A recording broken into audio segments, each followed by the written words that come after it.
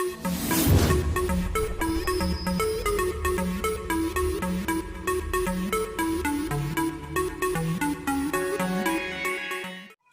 दोस्तों, एक बार फिर से आपका सभी का स्वागत है हमारे ऑनलाइन कोचिंग सेंटर में। तो ज्योग्राफी की इस क्लास में आज का हमारा टॉपिक रहेगा गंगा नदी तंत्र। तो चलिए पढ़ते हैं गंगा नदी तंत्र को। गंगे माँ का नाम लेके सारे तीर्थ बार बार, गंगा सागर एक बार। ठीक है, तो आज हम पढ़ने जा रहे हैं गंगे माँ और आज का हमारा टॉपिक है गंगा नदी तंत्र। ठीक, स्टार्ट करते हैं। तो गंगा नदी तंत्र में सबसे पहले हम जानेंगे कि गंगा नदी कहाँ से निकली, कहाँ कहाँ होकर जाएगी, ठीक है, कहाँ पे आकर उसका डी एंड होगा, और फिर गंगा नदी से जितने भी स्टैटिक जी के क्वेश्चन है बल लाइन वाले उन्हें देखेंगे, फिर करंट अफेयर से रिलेटेड। तो पहले जानते हैं गंगा नदी का उद्गम कहाँ से हुआ है। ठीक है, तो हमारे उत्तराखंड में, जो हमारा उत्तराखंड राज्य है, उसमें दो ग्लेशियर हैं। एक है हमारा गंगोत्री ग्लेशियर, दूसरा है सतोपंत ग्लेशियर। ठीक है, एक है गंगोत्री ग्लेशियर, दूसरा है सतोपंत ग्लेशियर। ठीक है, तो सतोपंत ग्लेशियर से एक धारा निकलती है और उस धारा को बोलते हैं अलकनंदा। यानी कि सतोपंत से जो नदी निकल रही है उस नदी को बोल रहे हैं अलकनंदा नदी। ठीक है, तो सतोपंत ग्लेशियर से जो नदी निकल रही है उस नदी को बोलते हैं अलकनंदा नदी। तो सतोपंत से निकलने वाली धारा अलकनंदा के नाम से बहती है और बहने के बाद यहाँ पर आ जाती है।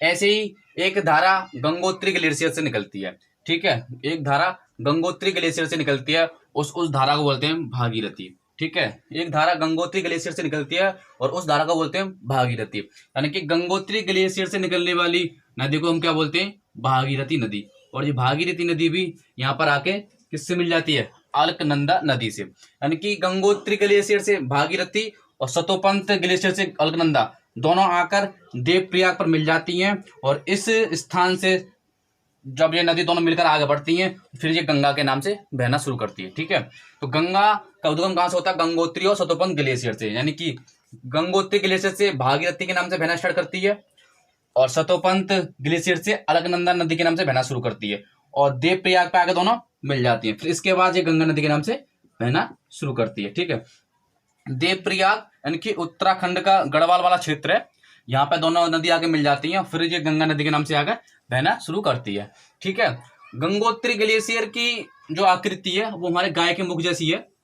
गाय का जैसा मुख होता है उस तरह की है हमारे गंगोत्री ग्लेशियर की आकृति जो है, इसलिए हम गंगोत्री ग्लेशियर को गोमुख ग्लेशियर के नाम से भी जानते हैं। ठीक है, अगर क्वेश्चन में पूछा जाए गोमुख ग्लेशियर किसका उपनाम है, तो याद रखना गंगोत्री ग्लेशियर को हम गोमुख ग्लेशियर बोलते हैं। क्यों? क्योंकि इसकी जो आकृति इमेज है वो गौ माता की तरह, यानी कि हमारी जो गाय होती है उनकी तरह, इसलिए इसे गोमुख ग्लेशियर भी बोलते हैं। ठीक है, तो गंगोत्री ग्लेशियर से भागीरथी के नाम से बहती है और सतोपंत ग्लेशियर से अलकनंदा नदी के नाम से बहती है, और देवप्रयाग पे आकर मिल जाती है, और फिर देवप्रयाग से गंगा नदी के नाम से बहना स्टार्ट करती है। ठीक है, देवप्रयाग यानी कि ये उत्तराखंड का गढ़वाल वाला क्षेत्र है। जो उत्तराखंड में जो गढ़वाल वाला क्षेत्र है वही है हमारा देवप्रयाग। ठीक है, जो प्रयाग जो टर्म है, जो प्रयाग जो शब्द है, इसका मतलब होता है वह स्थान जहाँ पर दो नदी मिलती हैं। ठीक है, वह पवित्र स्थान जहाँ पर दो नदी मिलती हैं। ठीक है, वह स्थान जहाँ पर दो नदी मिलती है, जैसे कि हमारा एक नाम है, यूपी में एक जिला है इलाहाबाद। ठीक है, उसका नाम चेंज करके रख दिया प्रयागराज, प्रयागराज कर दिया। तो इलाहाबाद में भी तुम्हें पता होगा दो नदी मिलती है, गंगा और यमुना। ठीक है, तो वहां पर दो नदी मिलनी है, इसीलिए उसका नाम है प्रयागराज। ठीक है, ऐसे ही हमारे आज हम पांच प्रयाग के नाम, ऐसे ही आज हम पांच प्रयाग के बारे में पढ़ेंगे। ठीक है, तो एक तो हो गया देवप्रयाग, चार और जानते हैं। ठीक, तो अलकनंदा जो नदी निकल रही है हमारी सतोपंत हिमानी से, सतोपंत ग्लेशियर से जो अलकनंदा निकल रही है, ठीक है, सतोपंत ग्लेशियर से जो अलकनंदा निकल रही है, और इसी अलकनंदा नदी पर बना हुआ है हमारा बद्रीनाथ मंदिर। ठीक है, जो बद्रीनाथ का जो मंदिर बना हुआ है अलकनंदा नदी पर बना हुआ है। ठीक है, याद रखना बद्रीनाथ का मंदिर हमारा अलकनंदा नदी पर बसा हुआ है। ठीक है, एक हमारी नदी है धौलीगंगा, धौलीगंगा नदी आती है और अलकनंदा नदी में जिस स्थान पर मिलती है उस स्थान बोलते हैं हम विष्णु प्रयाग। ठीक है, एक प्रयाग के बारे में और जान लेते हैं, कौन सा, विष्णु प्रयाग, जो कि धौलीगंगा हमारी अलकनंदा नदी पर जिस स्थान पर मिलती है उस स्थान को बोलते हैं विष्णु प्रयाग। ठीक है, दूसरी नदी आती है हमारी नंदाकिनी। ठीक है, मंदाकिनी नहीं है, मंदाकिनी भी बताऊंगा मैं, यह नंदाकिनी। नंदाकिनी नदी अलकनंदा पर जिस स्थान पर मिलती है उस स्थान को बोलते हैं हम नंद प्रयाग। ठीक है, हमारी नंदाकिनी जिस स्थान पर अलकनंदा नदी में मिल रही है उस स्थान को बोलते हैं हम नंद प्रयाग। नंदाकिनी जिस स्थान पर अलकनंदा नदी में मिल रही है उस स्थान को बोलते हैं हम नंद प्रयाग। ठीक है, ये नंदाकिनी नदी जिस स्थान पर अलकनंदा नदी से मिलती है उस स्थान को बोलते हैं हम नंद प्रयाग। ठीक है, नेक्स्ट नदी हमारी पिंडार नदी।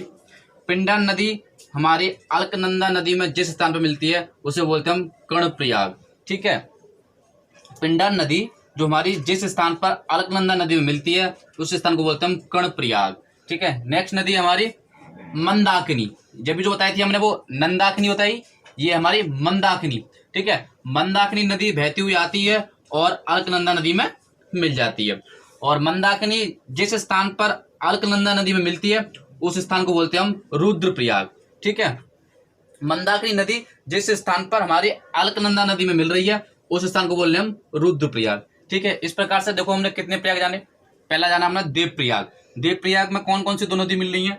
एक तो आ रही है हमारी भागीरथी, दूसरी आ रही है अलकनंदा। ठीक है, दूसरा हमने पढ़ा विष्णु प्रयाग।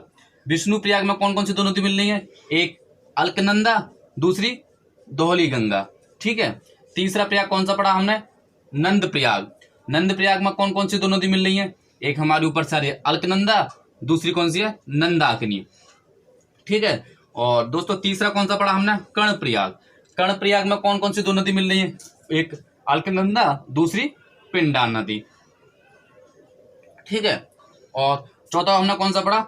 रुद्रप्रयाग। और रुद्रप्रयाग में कौन कौन सी दो नदी मिल रही है? एक मंदाकिनी, उसके बाद अलकनंदा में कौन सी नदी मिल रही है? मंदाकिनी। ये हमारा रुद्रप्रयाग। ठीक है, यानी कि देखें कितने प्रयाग हो गए? विष्णु प्रयाग, नंद प्रयाग, कर्णप्रयाग, रुद्रप्रयाग और देवप्रयाग। टोटल हमारे ये 5 प्रयाग हैं। ठीक है, 5 प्रयाग हैं। और जो हमारा बद्रीनाथ का मंदिर है वो अलकनंदा नदी पर बना हुआ है। दूसरी बात, जो केदारनाथ का जो मंदिर है वो हमारा मंदाकिनी नदी पे बना हुआ है। दोनों में याद रखना, अगर क्वेश्चन पूछता है कि बद्रीनाथ का मंदिर किस नदी पे बना हुआ है तो याद रखना अलकनंदा नदी पर बसा हुआ है हमारा बद्रीनाथ का मंदिर। अगर पूछता है केदारनाथ का मंदिर किस नदी के किनारे बसा हुआ है तो केदारनाथ का मंदिर मंदाकिनी नदी के किनारे बसा हुआ है। ठीक है, जब अलकनंदा नदी का जिक्र होता है तो एक मछली पाई जाती है अलकनंदा नदी में, उस मछली का नाम है महाशीर। ठीक है, महाशीर नामक एक मछली पाई जाती है हमारी अलकनंदा नदी में। ठीक है, ये मछली करती क्या है कि जब ये रहती है तो निचले वाले हिस्से में, जैसे कि हमारी अलकनंदा नदी है ये वाली, जब अपना जीवन निवास करती है तो ये नदी के निचले वाले हिस्से में जीवन निवास करती है। ठीक है, जब इसे अंडे देने होते हैं तो ये नदी के ऊपर वाले हिस्से में जाकर अंडे देती है। रहती निचले वाले हिस्से में और अंडे देने के लिए ऊपर जाती है। तो याद रखना महाशीर जो मछली है वो अलकनंदा नदी में पाई जाती है और निचले स्थान में निवास करती है, लेकिन अंडे देने के लिए ऊपरी स्थान पर जाती है। ठीक है, नेक्स्ट हमारा जो गंगोत्री ग्लेशियर था, जिसकी आकृति गोमुख थी, वो गाय के मुख जैसी थी, इसलिए हमने गोमुख ग्लेशियर का नाम भी दिया इसे। और इससे निकल रही हमारी भागीरथी नदी। और भागीरथी नदी देवप्रयाग में अलकनंदा नदी से मिल रही है और गंगा के नाम से फिर जानी जा रही है। ठीक है, भागीरथी नदी में एक नदी आती है भील गंगा। ठीक है, भील गंगा नदी चलकर भागीरथी नदी में जिस स्थान पर मिलती है उस स्थान को बोलते हैं हम टेहरी। ठीक है, टेहरी बोलते हैं। और यहीं पे बना हुआ हमारा टेहरी बांध। ठीक है, भागीरथी में भील गंगा जिस स्थान पर मिल रही है उस स्थान को बोलते हैं हम टेहरी। और यहीं पे बना हुआ हमारा टेहरी डैम, जो हमारा टेहरी डैम है, टेहरी बांध है, वो यहीं पर बना हुआ है। ठीक है, जो टेहरी बांध है वो सबसे ज्यादा ऊंचाई पर बांध है, स्थित बांध है। ठीक है, सबसे ज्यादा ऊंचाई पर स्थित बांध कौन सा? हमारा टेहरी बांध। ठीक है, क्वेश्चन पूछा जाए कि सबसे ज्यादा ऊंचाई पर स्थित बांध कौन सा है तो आप बता दोगे हमारा टेहरी बांध सबसे ज्यादा ऊंचाई पर स्थित बांध है। ठीक है, इस टेहरी बांध के पीछे ही है हमारा भूकंपीय जोन 5। अगर क्वेश्चन में पूछता है कि भूकंपीय जोन 5 का संबंध किससे, तो याद रखना टेहरी बांध से। इस जोन में जब भूकंप आया और ये बांध टूट जाएगा, अगर ये बांध डैमेज हुआ तो जानते हो क्या कंडीशन होगी, पानी ही पानी हो जाएगा। ठीक है, तो भूकंपीय जोन 5 हमारा कहाँ पर है? टेहरी बांध में। ठीक है, जिस दिन इसमें जोन में भूकंप आया, डैम के डैमेज होने की संभावना रहेगी, और डैम एक बार डैमेज हुआ तो फिर जानते हो क्या कंडीशन हो जाएगी। ठीक है, तो दोस्तों यदि आप हमारे चैनल पर नए तो प्लीज चैनल को सब्सक्राइब कर दें और अपने सभी दोस्तों में शेयर कर दें। ठीक है, और हमारा आज टॉपिक गंगा नदी चल रहा है, फिर आगे पढ़ते हैं। ठीक है, तो अलकनंदा और भागीरथी कि देवप्रयाग पर मिलने के बाद, ठीक है, अलकनंदा और भागीरथी के देवप्रयाग पर मिलने के बाद ये गंगा नदी से बहना स्टार्ट कर देती है, ठीक है, गंगा नदी के नाम से बहना स्टार्ट कर देती है, ठीक है। और गंगे मैया आगे बढ़ती है और फिर उत्तराखंड वाले क्षेत्र में पहुंच जाती है, यानी कि पहाड़ों से निकलते हुए अब जब उत्तराखंड में एंट्री कर, मतलब हरिद्वार में एंट्री करती हैं, हरिद्वार उत्तराखंड में जब एंट्री करती हैं ये, तब ये पहली बार मैदानी क्षेत्र में पहुंचते हैं, यानी कि उत्तराखंड में पहुंचने पर ही मैदानी क्षेत्र में एंट्री कर जाती हैं, ठीक है। और फिर आगे बढ़ती हैं, ये आगे बढ़ने के बाद यूपी में जिस स्थान पर एंट्री करती हैं, यूपी में ये बिजनौर डिस्ट्रिक्ट से, बिजनौर डिस्ट्रिक्ट में से यूपी में ये एंट्री करती है, ठीक है। गंगे नदी का एंट्री यूपी में बिजनौर डिस्ट्रिक्ट से होता है, गंगा नदी का प्रवेश यूपी में बिजनौर डिस्ट्रिक्ट से होता है, ठीक है, बिजनौर डिस्ट्रिक्ट से होता है और फिर यूपी में बहना शुरू कर देती है। बता दूं तुम्हारे लिए कि जो गंगा नदी है उसकी जो सबसे अधिक लंबाई है, यानी कि टोटल उसकी लंबाई 25 किलोमीटर है, यानी कि 2525 किलोमीटर है, ठीक है। जो सबसे अधिक लंबाई है गंगा नदी की वो कहाँ पर है, यूपी में ही है, यानी कि सबसे ज्यादा अधिक लंबाई गंगा नदी कहाँ पर है, यूपी में, ठीक है। तो फिर एक नदी और हमारी गंगा नदी में आके मिलती है, यानी कि गैरसैंण हिमानी ग्लेशियर जो कि उत्तराखंड में, वहां से एक नदी निकलती है, ठीक है, रामगंगा। कौन सी निकलती है, रामगंगा।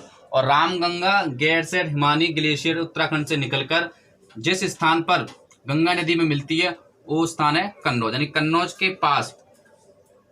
के पास रामगंगा गंगा नदी में मिल जाती है, ठीक है। और रामगंगा नदी के किनारे बसा हुआ हमारा बरेली। अगर क्वेश्चन में पूछा जाए कि बरेली शहर किस नदी के किनारे बसा हुआ है, तो याद रखना रामगंगा। यदि क्वेश्चन में पूछा जाए कि रामगंगा गंगा नदी में किस स्थान के पास मिलती है, तो याद रखना कन्नौज, ठीक है। एक हमारी झील है यूपी में, फुलर झील, यूपी के पीलीभीत डिस्ट्रिक्ट में पड़ती है फुलर झील, ठीक है। फुलर झील से एक नदी निकलती है और उस नदी का नाम है गोमती, ठीक है। यूपी के फुलर झील से एक नदी निकलती है गोमती, और फुलर झील कहाँ पर हमारे पीलीभीत में, ठीक है। और जो गोमती नदी निकलती है और ये भी गंगा नदी में मिल जाती है, ठीक है। यूपी के फुलर झील से एक नदी निकलती है गोमती, और ये भी कहाँ मिल जाती है, हमारी गंगा नदी में, ठीक है। गंगा नदी में ये जिस स्थान पर मिलती है वो स्थान है हमारा जौनपुर, ठीक है। जौनपुर के पास ये फुलर झील से निकली हुई गोमती नदी गंगा नदी में मिल जाती है, ठीक है। और लखनऊ जो शहर है हमारा, जो यूपी की कैपिटल है, यूपी की राजधानी है लखनऊ, वो भी हमारा गोमती नदी के किनारे बसा हुआ है, ठीक है। अगर आपसे क्वेश्चन पूछा जाए कि लखनऊ किस नदी के किनारे बसा हुआ है, तो याद रखना लखनऊ गोमती नदी के किनारे बसा हुआ है। और गोमती नदी गंगा नदी में जौनपुर के आसपास गंगा नदी में मिल जाती है, ठीक है। और गंगा नदी के किनारे ही बसा हुआ हमारा कानपुर। गंगा नदी यूपी में आगे बहना शुरू करती है और इसी के किनारे कौन बसा हुआ हमारा, कानपुर, ठीक है। गंगा नदी फिर आगे बहना शुरू करती है और फिर पहुंच जाती है इलाहाबाद में, ठीक है, इलाहाबाद में। और इलाहाबाद में किससे मिलती है, यमुना नदी से, ठीक है। अब देखते हैं कि इलाहाबाद में यमुना नदी से कैसे मिलती है, ठीक है। तो हमने अभी तक दो ग्लेशियर के बारे में जाना, एक तो हमारा था सतोपंत ग्लेशियर, ठीक है, और एक था हमारा गंगोत्री ग्लेशियर। दोनों ही कहाँ पर थे, उत्तराखंड में थे, ठीक है। और इन्हीं के पैरल एक और ग्लेशियर है जिसे बोलते हैं हम यमुनोत्री ग्लेशियर, ठीक है। जस्ट इनके पैरल ये हमारा, यानी कि सतोपंत ग्लेशियर और गंगोत्री ग्लेशियर के पैरल हमारा यमुनोत्री ग्लेशियर। और यमुनोत्री ग्लेशियर से निकलती है हमारी यमुना नदी, ठीक है। यमुनोत्री ग्लेशियर जो कि उत्तराखंड में, वहां से निकलती है हमारी कौन सी नदी, यमुना नदी। और यमुना नदी को हम एक नाम से और जानते हैं, उस नाम को बोलते हैं कालिंदी, ठीक है। यमुना नदी को हम कालिंदी नदी के नाम से और जानते हैं, ठीक है। और यमुना नदी फिर आगे बहना शुरू करती है, उत्तराखंड से बहने के बाद फिर ये पहुंचती दिल्ली, ठीक है। अगर पूछा जाए कि दिल्ली किस नदी के किनारे बसा हुआ है, तो याद रखना किसके किनारे बसा हुआ है, यमुना नदी के किनारे, ठीक है। और एक हमारा आगरा शहर भी किस नदी के किनारे बसा हुआ है, तो याद रखना यमुना नदी के, ठीक है। एक पठार है हमारा जिसका नाम है मालवा का पठार, और ये मालवा का जो पठार है ये एमपी और छत्तीसगढ़ में पड़ता है, यानी कुछ इसका पोर्शन एमपी में भी है और कुछ इसका पोर्शन छत्तीसगढ़ में भी है। और इसके एमपी वाले पोर्शन में एक पहाड़ है और इस पहाड़ को बोलते हैं हम जाना पावा की पहाड़, ठीक है, जाना पावा की पहाड़। और ये जाना पावा की जो पहाड़ है ये एमपी वाले पोर्शन में पड़ती है, मालवा पठार के एमपी वाले पोर्शन में जाना पावा की पठार, पावा की पहाड़ियाँ। ठीक है, जाना पावा की जो पहाड़ियाँ हैं वहां से नदी निकलती है हमारी, कौन सी नदी? चंबल नदी। ठीक है, वहां से चंबल नदी निकलती है हमारी, और ये चंबल नदी यमुना नदी में जिस स्थान पर मिलती है, यानी कि इटावा के आसपास, ये यमुना नदी में मिल जाती है। ठीक है, चंबल नदी जो कि जाना पावा की पहाड़ियों से निकल रही है और यमुना नदी में इटावा के आसपास मिल जाती है। ठीक है, यानी कि यमुना नदी की सहायक नदी कौन सी है? चंबल नदी हो जाएगी। ठीक है, और चंबल नदी के क्षेत्र को हम क्या बोलते हैं? याद रखना, चंबल का वो क्षेत्र है, चंबल नदी का जो क्षेत्र है उसे हम बीहड़ बोलते हैं। ठीक है, क्वेश्चन पूछा जाता है कि चंबल वाले क्षेत्र को क्या बोलते हैं? तो बीहड़ बोलते हैं उसे। ठीक है, तो जाना पावा की पहाड़ियों से हमारी चंबल की नदी निकलती है और यमुना नदी में इटावा के आसपास ये यमुना नदी में मिल जाती है। एक नदी और आती है जिसका नाम है बेतवा नदी। बेतवा नदी भी हमारी यमुना नदी में मिल जाती है, और जिस स्थान पर मिलती है वो है हमीरपुर। हमीरपुर के आसपास ये हमारी यमुना नदी में मिल जाती है। ठीक है, हमीरपुर के आसपास हमारी बेतवा नदी भी किसमें मिल जाती है? यमुना नदी में मिल जाती है। फिर हमारी यमुना नदी आगे चलकर किसमें मिलती है? गंगा नदी में। और किस स्थान में मिलती है? प्रयागराज, यानी कि इलाहाबाद। पुराना नाम है इलाहाबाद, अब नया इसका नाम बदल के क्या कर दिया? प्रयागराज। ठीक है, तो मैंने बताया था प्रयाग वह स्थान है जहां पर दो नदियां मिलती हैं। तो एक नदी कौन सी आ रही ऊपर से? यमुना नदी। दूसरी कौन सी मिल गई इसमें? ऊपर से कौन सी आ रही? गंगा नदी। दूसरी कौन सी मिल गई इसमें? यमुना नदी। किस स्थान पर मिली है? प्रयागराज, यानी कि इलाहाबाद में। ठीक है, फिर गंगा नदी और आगे बढ़ती है, और गंगा नदी के किनारे बसा हुआ कौन सा शहर? वाराणसी। पूछा जाए वाराणसी किस नदी के किनारे बसा हुआ है, तो याद रखना गंगा नदी के किनारे। और फिर ये एंट्री कर जाती है गंगा नदी कहाँ पर? बिहार वाले पोर्शन में। ठीक है, बिहार वाले क्षेत्र में हमारी गंगा नदी एंट्री कर जाती है। याद रखना कि जो गंगा नदी है वो टोटल 5 राज्यों में वो गुजरती है। यानी कि कहाँ से स्टार्ट हुई? यूपी से, यानी कि उत्तराखंड से। फिर कहाँ पहुँचती है? यूपी में। फिर पहुँचेगी बिहार में। ठीक है, फिर कहाँ पहुँचेगी? झारखंड में। फिर कहाँ पहुँचेगी? वेस्ट बंगाल में। ठीक है, इस तरह से ये हमारे 5 स्टेट्स में गुजरती है, और कम 15 राज्यों को इसका जो है लाभान्वित होता है। यानी कि इसकी जो यूटिलाइज करते हैं, इसके जल को जो यूटिलाइज करते हैं गंगा नदी के जल को, वो 15 राज्य ऐसे हैं जो इस गंगा नदी के जल को यूटिलाइज करते हैं। ठीक है, तो ये कहाँ पहुँच गई? हमारी बिहार में। एक नदी और आती है घाघरा। घाघरा नदी गंगा नदी पे जिस स्थान पे मिलती है? छपरा, यानी कि छपरा के आसपास घाघरा नदी भी हमारी किसमें मिल जाती है? गंगा नदी में। तो चार्ट को फिर ऊपर बना लेते हैं, मैप को, फिर आगे पढ़ते हैं। ठीक है, तो हम गंगा नदी को पढ़ रहे थे और पहुंच कहाँ गए थे? छपरा। छपरा में पहुंच गए थे जहाँ पर हमारी घाघरा नदी आकर मिली थी। ठीक है, तो एक नदी और निकलती है और हमारी गंगा नदी में आकर मिलती है। अमरकंटक की पहाड़ियों के बारे में सुना होगा, जो कि कहाँ पर? हमारे एमपी में।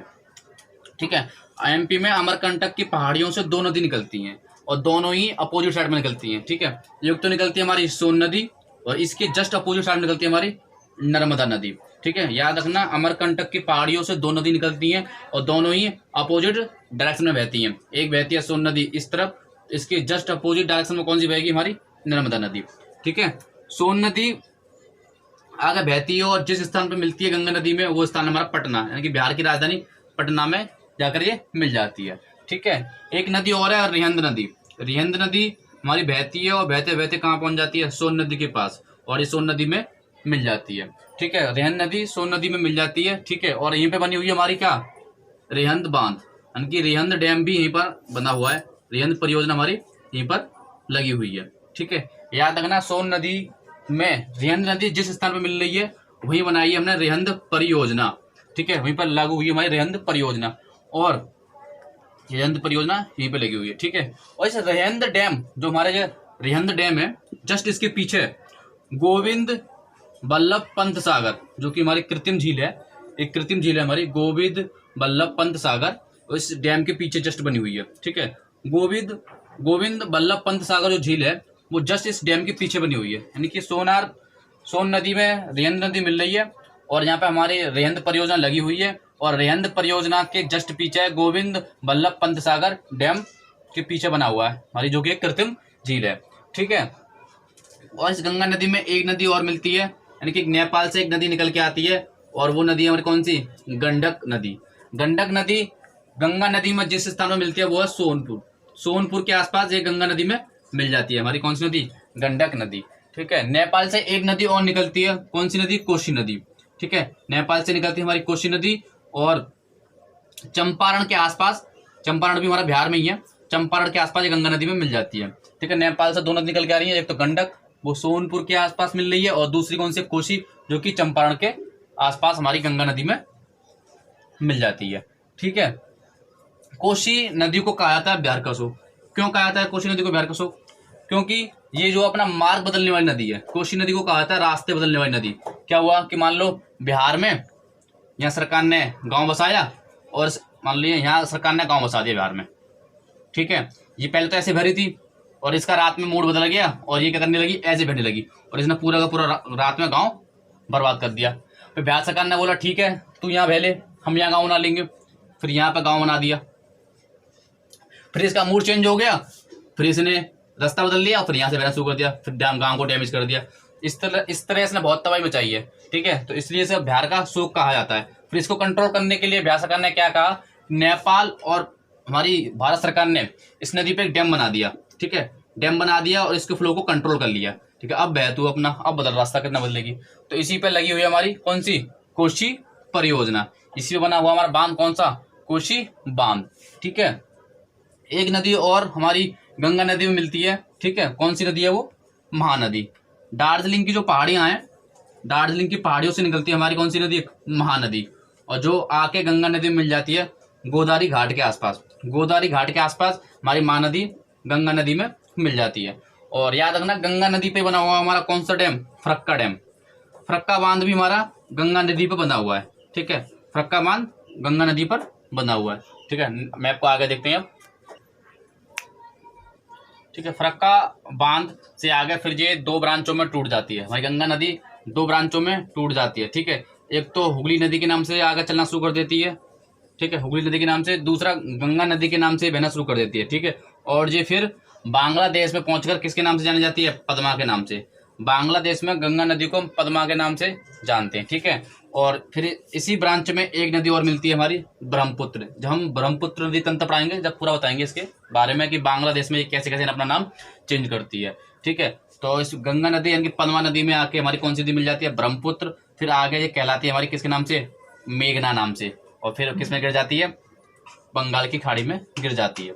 ठीक है, तो आगे दो ब्रांचों में टूट रही है, तो गंगा नदी के नाम से आगे बह रही है, और बांग्लादेश में पद्मा के नाम से जानी जा रही है। और जब इसमें ब्रह्मपुत्र नदी और मिल जाती है तो फिर ये मेघना के नाम से जानी जाती है। ठीक है, और हुगली नदी के और एक ब्रांच हुगली नदी के नाम से जानी जाती है। ठीक है, तो मैं बता दूं हमारी जो नेशनल वाटर मार्ग हैं, जैसे हमारे राष्ट्रीय राजमार्ग होते हैं जिसमें हमारी बसें चलती हैं, ठीक है, ऐसे ही हमारे नेशनल वाटर मार्ग होते हैं, यानी कि जलीय मार्ग होते हैं। तो हमारा जो नेशनल वाटर मार्ग जो फर्स्ट है, यानी कि राष्ट्रीय जल मार्ग फर्स्ट, यानी कि नेशनल वाटर मार्ग फर्स्ट, वो कहाँ से कहाँ तक है? क्वेश्चन पूछा जाता है एग्जाम में कि राष्ट्रीय जल मार्ग फर्स्ट कहाँ से कहाँ तक है, या फिर नेशनल वाटर मार्ग फर्स्ट कहाँ से कहाँ तक है। तो हमारे प्रयागराज यानी कि इलाहाबाद से लेके कोलकाता तक, इलाहाबाद से लेके कोलकाता तक हमारा फर्स्ट राष्ट्रीय राजमार्ग है, यानी कि नेशनल वाटर मार्ग है। ठीक है, फर्स्ट राष्ट्रीय जल मार्ग है। ठीक है, जल मार्ग है यानी कि नेशनल वाटर मार्ग है फर्स्ट। कहाँ से कहाँ तक है? प्रयागराज से लेके कोलकाता तक। ठीक है, अगर क्वेश्चन पूछा जाए कि कोलकाता किस नदी के किनारे बसा हुआ है, तो आप ऑप्शन टिक करना हुगली नदी के किनारे, क्योंकि अब ये दो ब्रांचों में टूटी है। अब ये वेस्ट बंगाल में किस नदी के नाम से जानी जा रही है? हुगली नदी के नाम। ठीक है, पूछा जाता है कि कोलकाता किस नदी के किनारे बसा हुआ है, तो याद रखना कोलकाता हुगली नदी के किनारे बसा हुआ है। ठीक है, झारखंड में पड़ता है हमारा छोटा नागपुर का पठार। ठीक, अगर क्वेश्चन पूछा जाता है कि छोटा नागपुर का पठार कहाँ पर है, वो ऑप्शन में नागपुर जरूर देता है। और आपको पता है कि जो नागपुर है वो हमारा कहाँ पर है? महाराष्ट्र में। और ऑप्शन में नागपुर जरूर देता है, और हम सब ऑप्शन नागपुर पर टिक कर जाते हैं, लेकिन ऐसा नहीं है। नागपुर महाराष्ट्र में जरूर है, लेकिन छोटा नागपुर का पठार कहाँ पर है? हमारे झारखंड में। छोटा नागपुर का पठार कहाँ पर है? झारखंड में। और झारखंड में छोटे नागपुर के पठार से एक नदी निकलती है, और उस नदी का नाम है दामोदर नदी। दामोदर नदी। ठीक है, और दामोदर नदी को हम कहते हैं पश्चिम बंगाल का शोक। दामोदर नदी को ही बोलते हैं हम पश्चिम बंगाल का शोक। ठीक है, पश्चिम बंगाल का शोक किस नदी को कहा जाता है? तो दामोदर नदी को कहा जाता है। और ये दामोदर नदी आगे बहती है, और इसी पे बना हुआ है हमारे डैम, कौन सा? दामोदर नदी घाटी परियोजना। इसी पे लगी हुई है हमारी दामोदर नदी घाटी परियोजना। और ये भी आगे जाके हमारी हुगली नदी में मिल जाती है। ठीक है, और ये हल्दिया भी हमारे कहाँ पर है, किस नदी किनारे, तो याद रखना हुगली नदी किनारे ही है हमारा हल्दिया। तो इस तरह से यहाँ से मेघना नदी के रूप में बंगाल की खाड़ी में गिरती है, और यहाँ से ये हुगली नदी के नाम से बंगाल की खाड़ी में गिरती है, और बीच में ये क्रिएट करती है क्या, सुंदरबन का डेल्टा। ठीक है, बीच में बनाती है ये सुंदरबन का डेल्टा, सुंदरबन का डेल्टा बीच में बनाती है। ठीक है, और इस जो बीच में जो बन रहा है इसी बोलते हैं सुंदरबन का डेल्टा। और यहाँ पे ये हुगली नदी के नाम से जो बंगाल की खाड़ी में गिर रही है, इस स्थान पर, जिस स्थान पर ये बंगाल की खाड़ी में हुगली नदी के नाम से गिर रही है, यहाँ पे ये हमारा क्या, गंगा सागर। ठीक है, तो कहते हैं ना कि सारे तीर्थ बार बार, गंगा सागर एक बार, तो जाइएगा जरूर और स्नान कीजिए गंगा सागर में। तो इस प्रकार से हमारा गंगा नदी की हमने पूरी थ्योरी जानी कि कैसे निकल रही है और कैसे हमारे गंगा सागर में आके विलीन हो रही है। ठीक है, तो गंगा नदी के जितने भी स्टैटिक जीके के या फिर वन लाइनर फैक्ट वाले क्वेश्चन और हैं वो हम आगे नेक्स्ट लेक्चर में अटेंड करेंगे। ठीक है, तो मिलते हैं नेक्स्ट क्लास में। Thanks a lot.